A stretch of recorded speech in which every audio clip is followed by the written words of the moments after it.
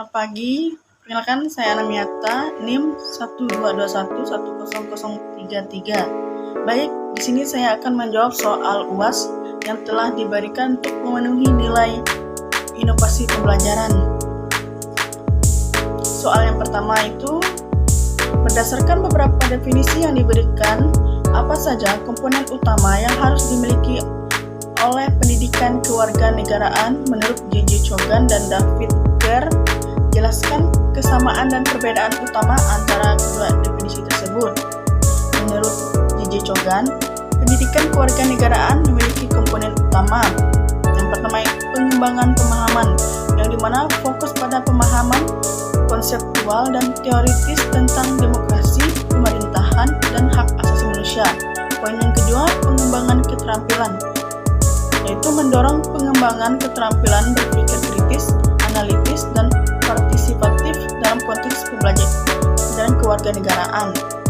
Yang ketiga, pengembangan sikap, yang dimana membangun sikap positif terhadap demokrasi, pluralisme, toleransi, dan penghargaan terhadap hak-hak individu. Menurut David Kerr, komponen utama dari pendidikan kewarganegaraan yang pertama, pengetahuan, yang dimana pemahaman terhadap institusi-institusi politik, proses demokratis, dan hak-hak warga negara. Yang kedua, keterampilan, pengembangan keterampilan untuk berpartisipasi dalam proses politik, serta keterampilan sosial seperti berargumentasi, bernegosiasi, dan bekerja sama. Yang ketiga, nilai dan sikap dan nilai, yang dimana pembentukan sikap yang mendukung nilai-nilai demokrasi, keadilan sosial, dan penghargaan terhadap keberagaman. Selanjutnya, kesamaan antara kedua definisi tersebut. Yang pertama, keduanya menekankan pentingnya pemahaman konsep dan proses demokrasi.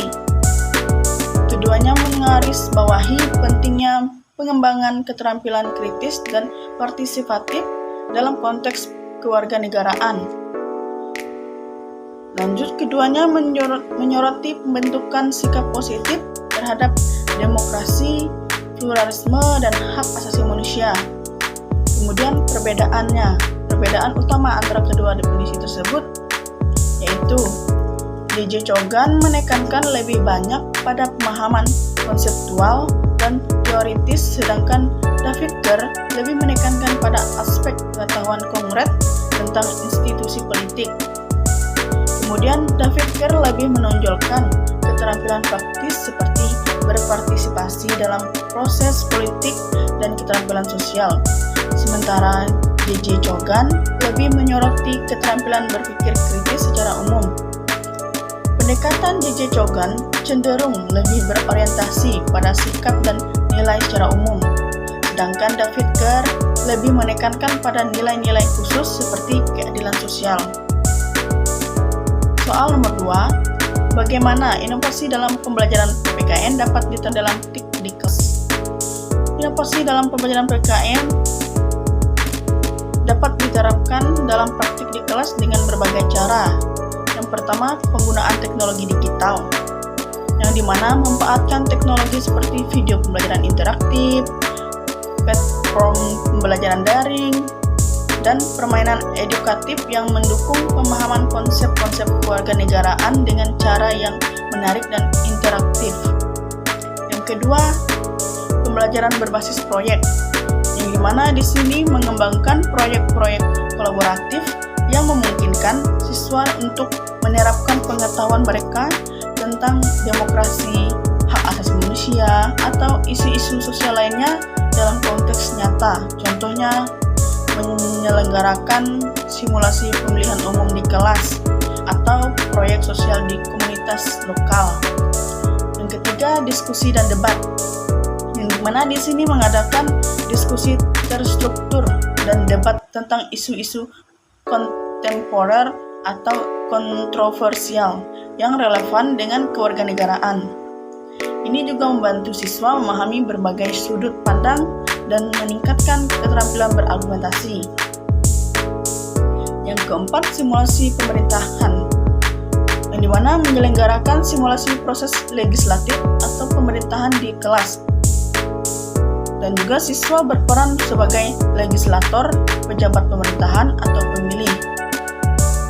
Yang kelima, mengaitkan dengan kasus nyata, yang dimana menghubungkan pembelajaran dengan kasus-kasus nyata yang relevan dari berita atau sejarah, sehingga siswa dapat melihat.